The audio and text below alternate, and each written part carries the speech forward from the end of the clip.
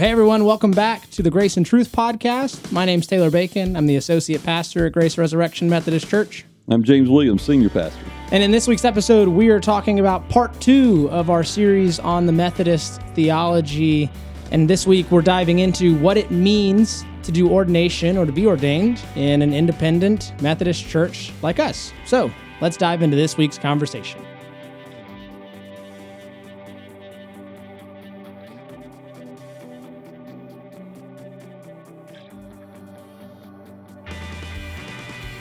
Well, last week we started off that you have kicked up some controversy, and I think I should have saved that for this episode. Yeah. Because with ordination, you really kicked up some controversy. So have you gotten much hate mail? Are people calling for your removal? Okay, I didn't know what behind the scenes was looking like for you. No, not at all, really. It's just that, I've had some conversations with some good friends who agree with me and some good friends who don't. And Sure. And there's a really good conversation to be had around both views. Mm-hmm. And, I personally could make a case for either one. I could. And I could do it with our theology. I could do it with scripture. All kinds of stuff.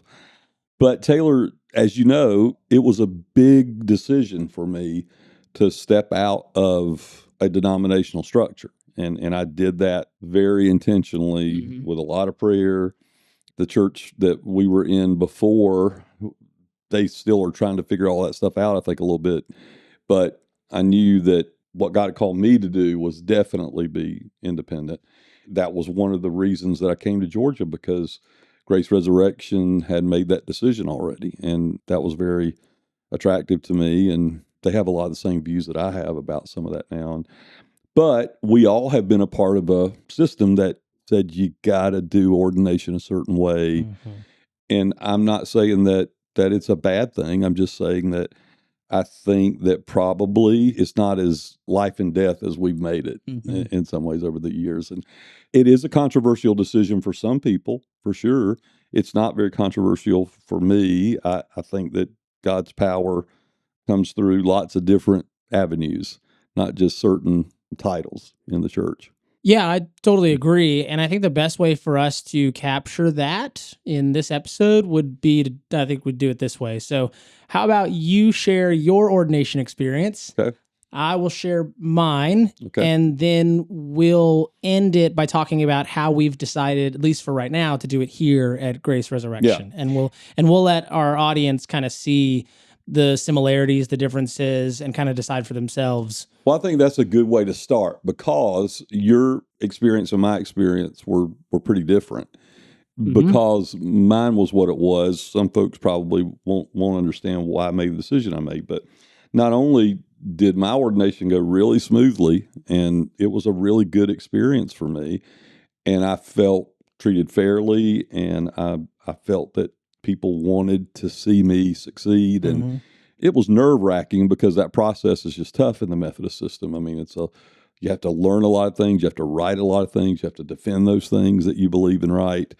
And so it can be nerve-wracking, but I got through it. And though it was hard, I felt appreciated and affirmed, most definitely. And then I ended up very early in my ministry in the United Methodist Church as a part of the Board of Ordained Ministry, which is a big committee in Methodism.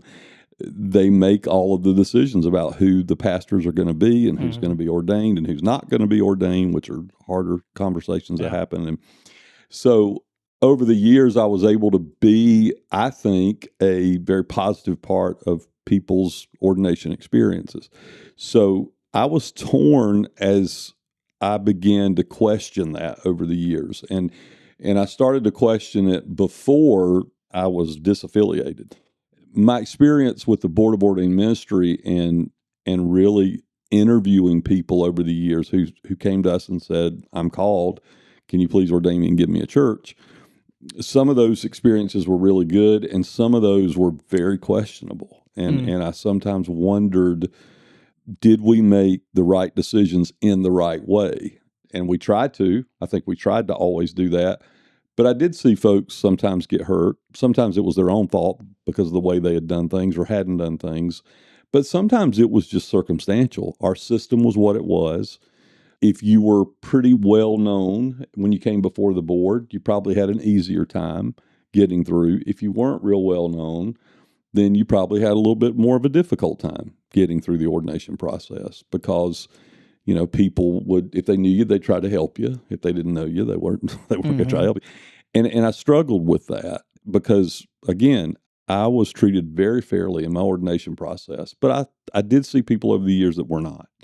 And I know not just in the conference I was in, but other conferences and other places around the United States, I'd hear the tough stories about ordination and being deferred and being denied and for all kinds of different reasons.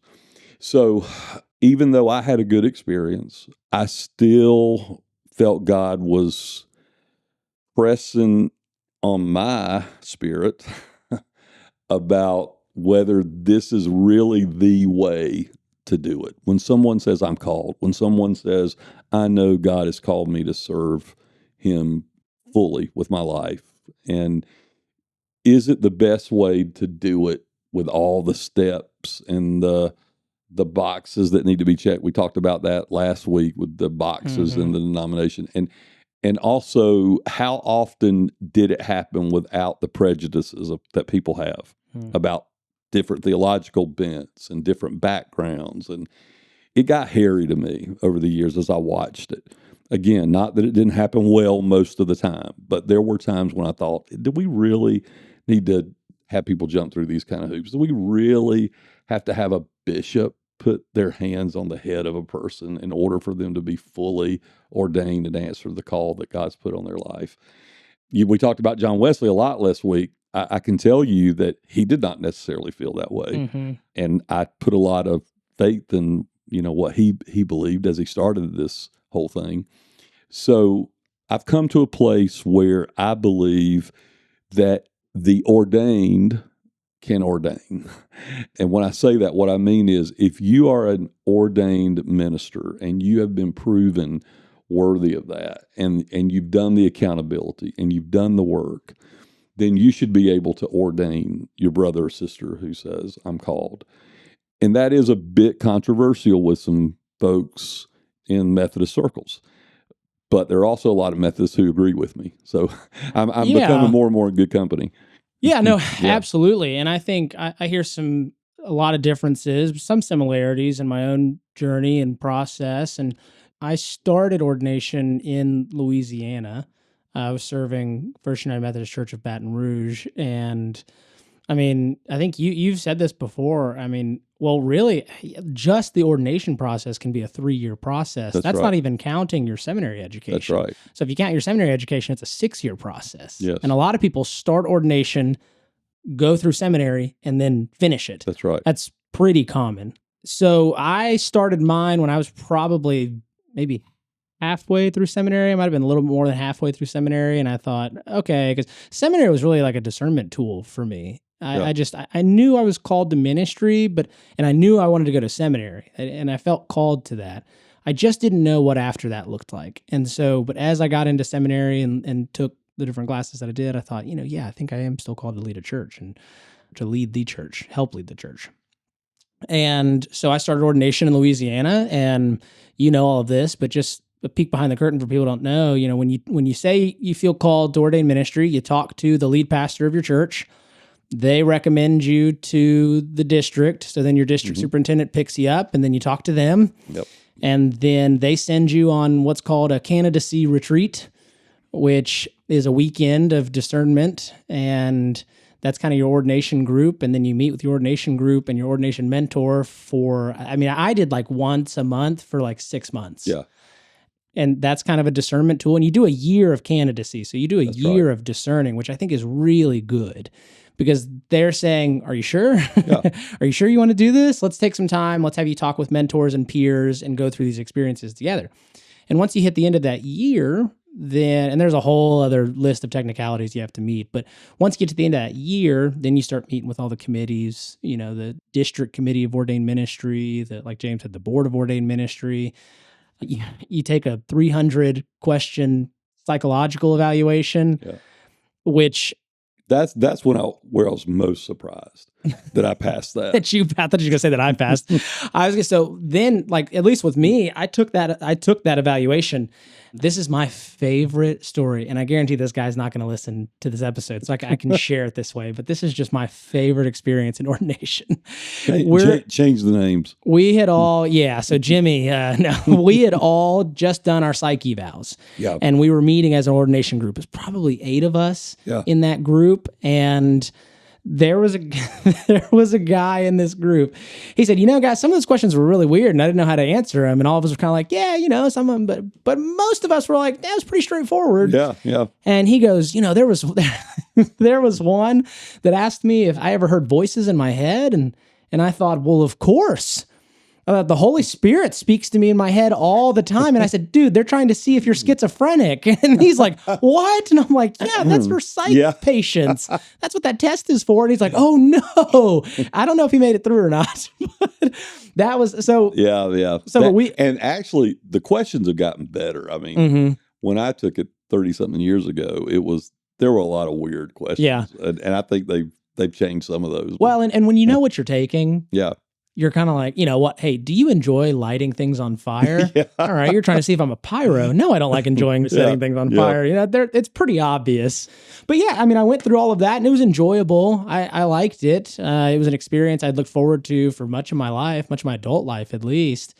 But just similar to you, I kind of began to see some flaws in the system, and I began to ask a lot of questions. Yeah. And this would have been in 2022 to 23.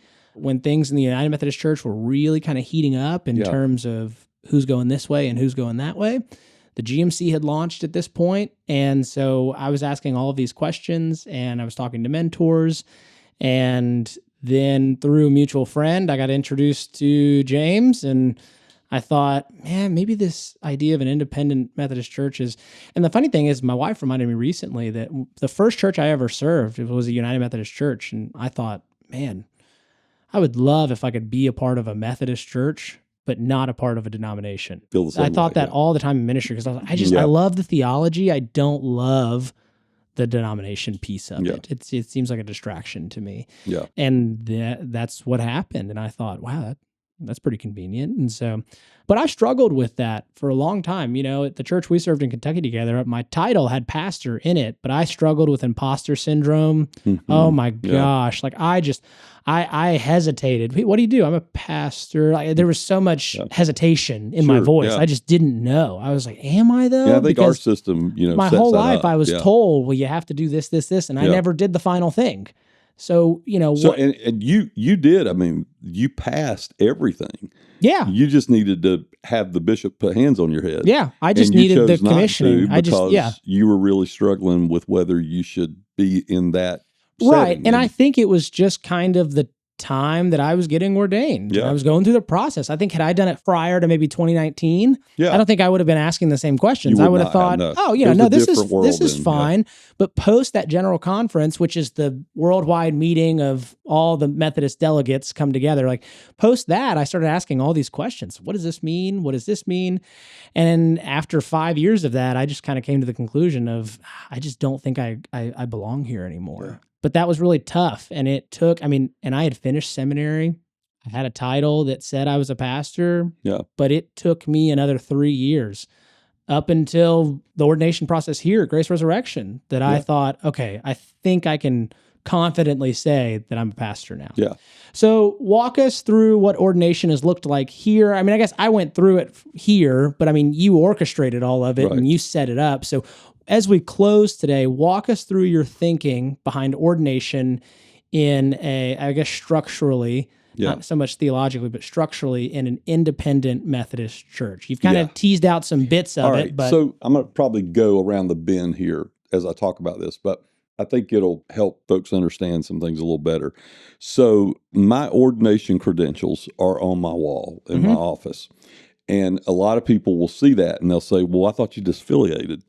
And I said, I did disaffiliate. Well, what about your credentials? You got your ordination credentials up on your wall. And I always say, yeah, I do, because God ordained me. God ordained me. And me leaving a denomination did not have the power to take that ordination away from me. Mm-hmm. And the Book of Discipline actually in the United Methodist Church backs that up. The only reason your credentials can be taken is for you to be charged with something that you've done wrong, and then you go through what's called a church trial, and the church trial determines whether or not you're going to have your credentials stripped away. Well, that was not the case for me and hundreds of other pastors in the past few years in the Methodist Church who've said, I want to disaffiliate. But the process in the UMC when all this went down was, oh, yeah, if you disaffiliate, you got to send us your credentials and we're going to stamp, literally stamp in red disaffiliated, and we'll send them back to you. And I was like, no, I don't think you can do that to my credentials. And so I never turned mine in. And I did a lot of work and research and found out that I actually could resign from the annual conference. But my credentials were my credentials. Mm-hmm. And I worked hard to get those, and they couldn't be taken away unless I did something wrong to have them taken away, and I did not. So I first want to say, as I answer your question, that I believe that God, not a bishop, not another pastor, not a lay leader, can take hold of the affirmation of that calling in a general way. Now, they can in some other ways as far as accountability. I agree with that. We all have to be accountable to someone, and I'm accountable now to my board here in this church. Whereas I used to be accountable to a district superintendent and to a bishop, and I was a district superintendent, so I understand all that and I understand those relationships. But I did start to struggle over the past probably 10 to 12 years about whether or not I could continue to support the system, because I saw it going in another direction that was not a biblical direction. I saw our theology begin to change, and we began to accept some other forms of theology that I knew were not biblical. And a lot of people automatically think that that's about LGBTQ and gay and lesbian ordination and all this. And for me, that was not the major issue. For me, I saw our denomination go in a strange direction theologically in some very basic views of Scripture. And they were not adopted by the denomination, but pastors who held those odd views were not reprimanded and were allowed to preach those views, which I thought that is a problem. And I knew with John Wesley, it really would have been a problem. So that's what really got me digging into some things. And I was very involved, and I still love the United Methodist Church, and I only hope for the best for it. And the new denomination, the Global Methodist Church, I have great respect for that denomination. But the more I dug into all of this, Taylor, the more I thought about John Wesley, the more I studied his life and read his journals and the journals of Thomas Coke and Francis Asbury, all those guys who were in the beginning. I saw that these were guys who started this movement because they were asking some questions that made the church nervous. And I found that we were in that same situation. And so I began to really pray and ask God, is this what you want for me for the rest of my life? And it was made pretty clear to me, which is a long story, that wasn't what God was calling me to. And I truly believe that as brothers and sisters in Christ, if we have someone come to us and say, I'm called to ministry, my first response is going to be, okay, well, let's test that call. And there are ways to test that call. There's ways to hold people accountable and to put them through processes where the church body can say, yeah, we see that person's called too, or nah, I'm not so sure that person's called, and here's why. There are ways to do that outside of the process that you and I were a part of for a long time. And that's the controversial piece that you mentioned earlier. It is a bit controversial with some folks, but I believe that we are well within the biblical standards and Wesleyan theology that we can say God has given some of us who are ordained here at Grace Resurrection to ordain somebody that we feel is called. And that's why we made the decision about you.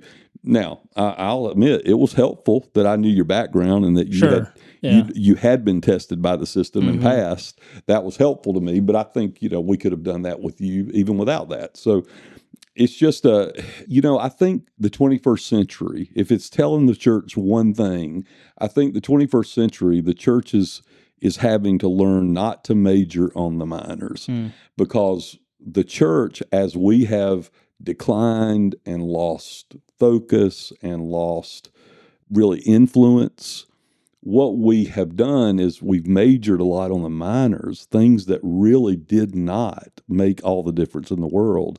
And we've lost people who could have come to Christ while we were messing around with a bunch of stuff that didn't matter. And so that's kind of where I came from and why I'm here in Georgia in an independent Methodist church. There aren't many of us out there. Most of our largest former United Methodist churches are independent churches now. I'm in this new church, and we've decided to remain independent.